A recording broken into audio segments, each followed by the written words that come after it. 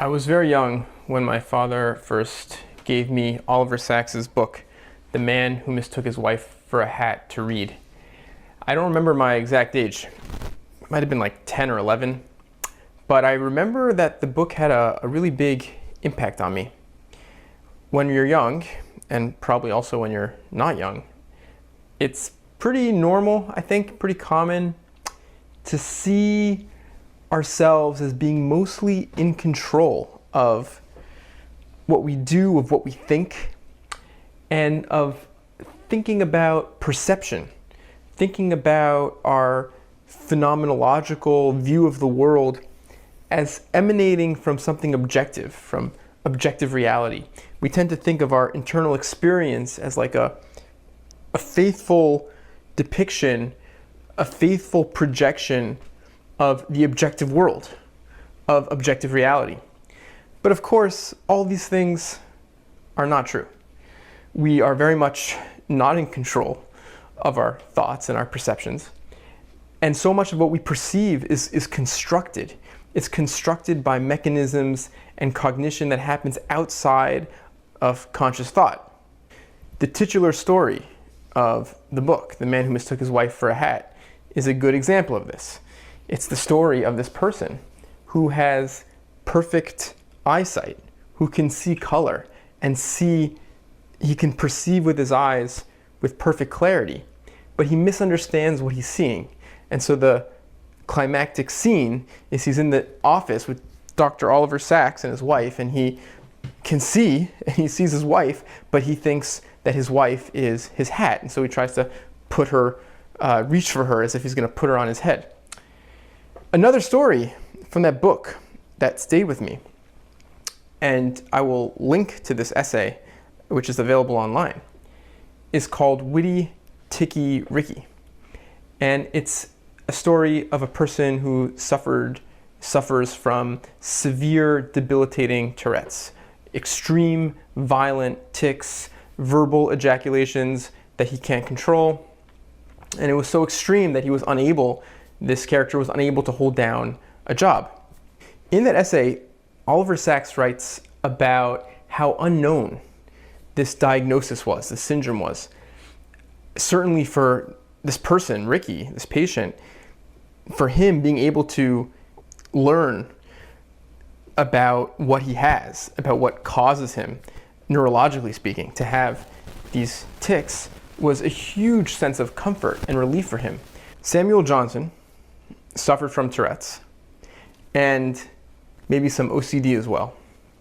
And it's one of those things that seems to really fascinate James Boswell when he writes his biography.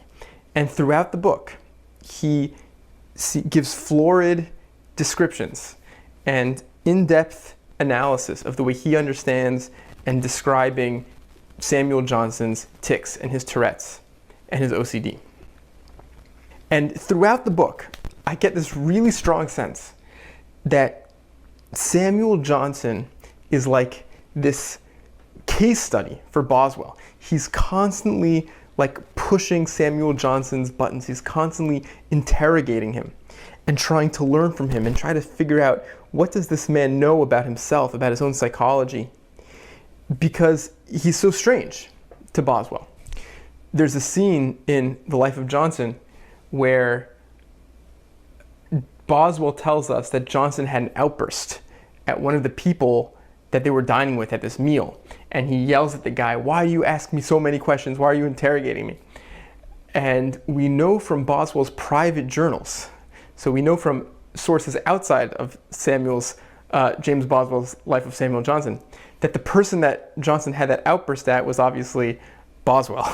And Boswell doesn't tell us this in the book, but it was Boswell that asked these probing questions, that's trying to interrogate Samuel Johnson, to understand him, to study him.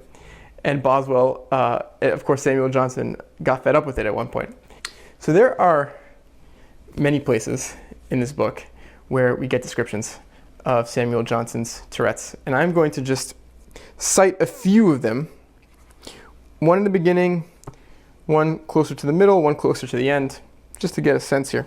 And I'm just excerpting a piece from the end of this. This is in the beginning of the book. I'm on page 84 to be precise. We get a lot of descriptions of his Tourette's. Boswell calls them convulsions.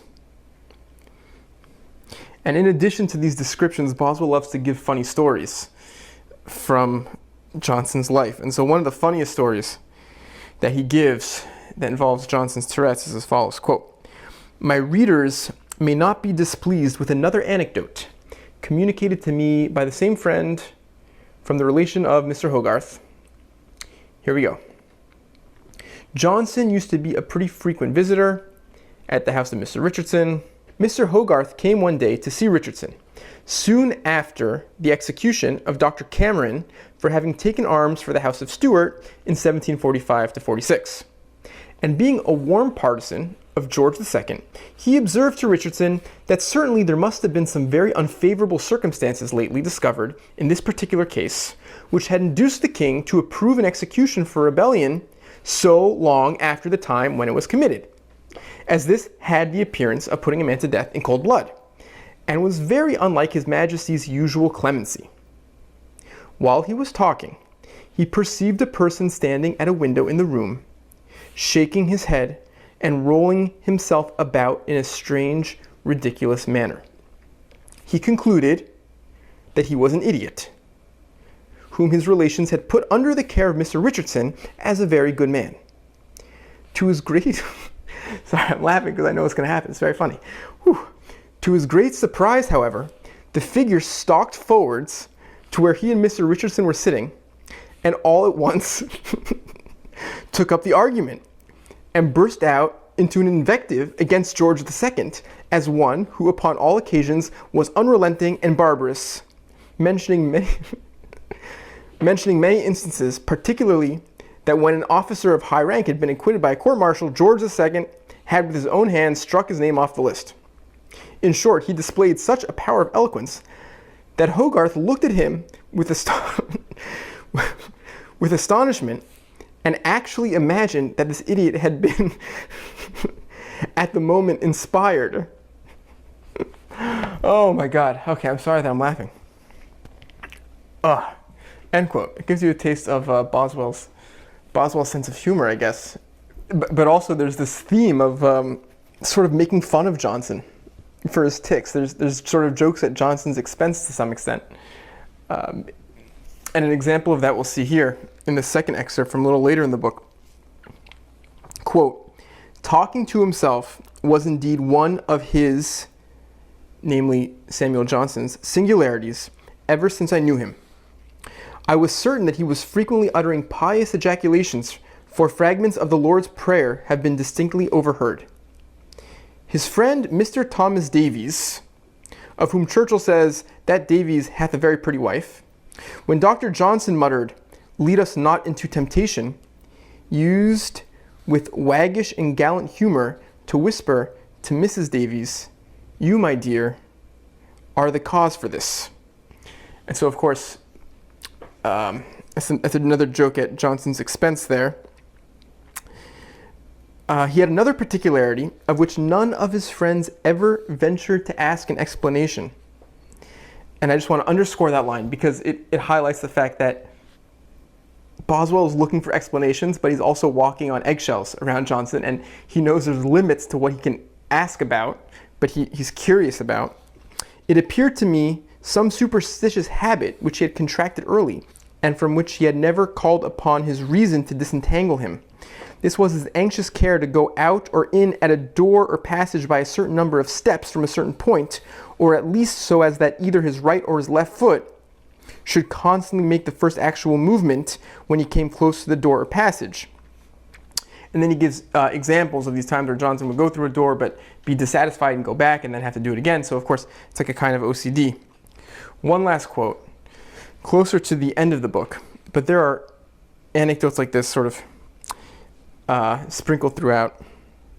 Boswell will go on these digressions where he's just sort of listing like aphorisms, like things that Dr. Johnson says, like these little bits of wisdom, one by one. So here we go. He said, Boswell says that Dr. Johnson, so this is Dr. Johnson, he said, "A man should pass a part of his time with the laughers, by which means anything ridiculous or particular about him might be presented to his view and corrected. So basically what Samuel Johnson is saying is that like, you should go to a comedy club and get roasted by a stand-up comic. You should have things pointed out to you. You should be made fun of, basically, so that things that are funny about you can be corrected.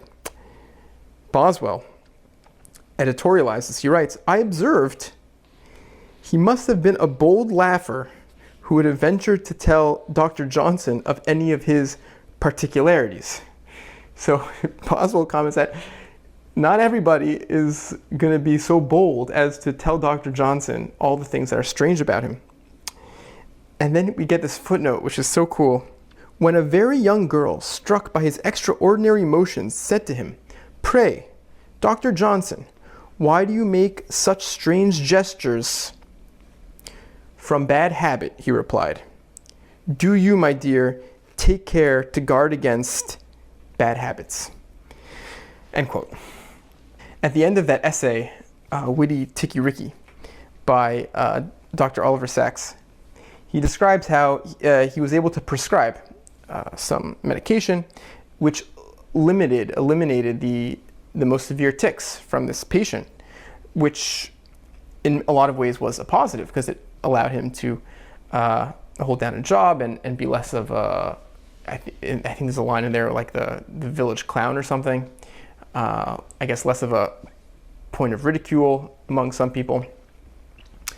But Dr.